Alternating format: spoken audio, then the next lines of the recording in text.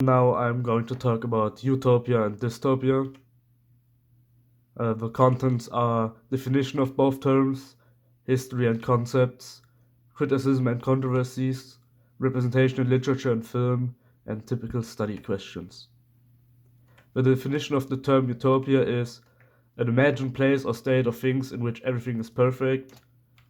The origin of the word is Greek and means something like good place land or just good place.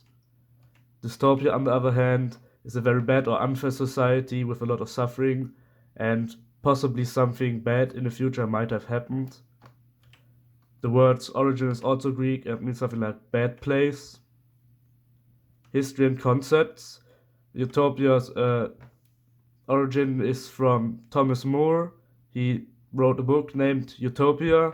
It was inspired by Platon's Politeia. He wrote about justice and ideal human traits. Concepts are independency, citizens and have no fear of the outside world. Natural world is embraced, so no pollution of the nature, no wars, equal rights and chances, and no poverty. Dystopia, on the other hand, was first mentioned in 1747 under the term dystopia. It also originated from Thomas More, as it is the counterpart to utopia. Concepts are pretty much the opposite of the ones from Utopia. For example, war, crimes, and poverty, and destruction of nature.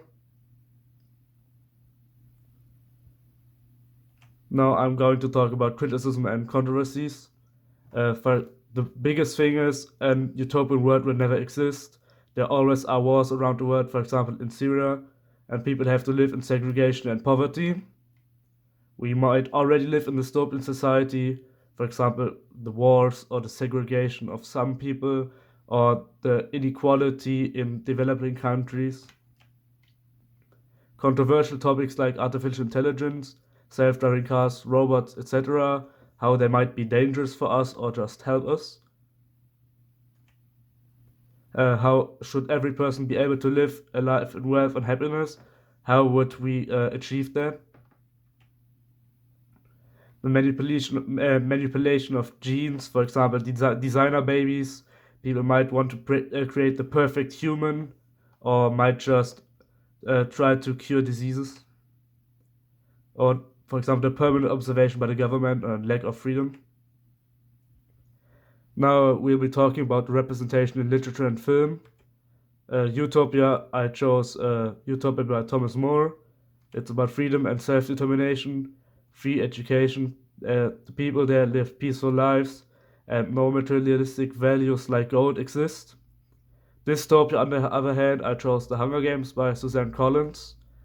It shows poverty and oppression by the government, rebellion and wars, fight for survival, no equal chances between the districts.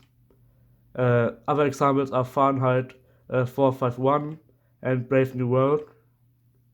Typical study questions are: in what ways do you think artificial intelligence is going to improve our lives or make things worse? I think artificial intelligence could go both ways.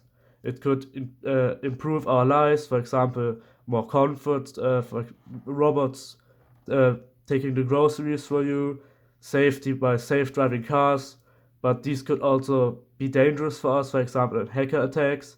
Everything could easily be hacked and manipulated. Utopian and dystopian aspects can you spot in our world, for example, the wars in Syria, but also the humanitarian aid that is given by people living in Europe to the developing countries. They help people build up their structures that may have been destroyed by the war, or may help them with food and water. Do you think we already live in a dystopian society? One could argue that we already live in a dystopian society due to the aspects that were mentioned before, for example, inequality and violence. One more question would be: are genetically modified babies the future or not? As already mentioned, genetically modified babies might help us with fighting diseases, but the risk of trying to create a perfect human always is there. There might already be some tests on that.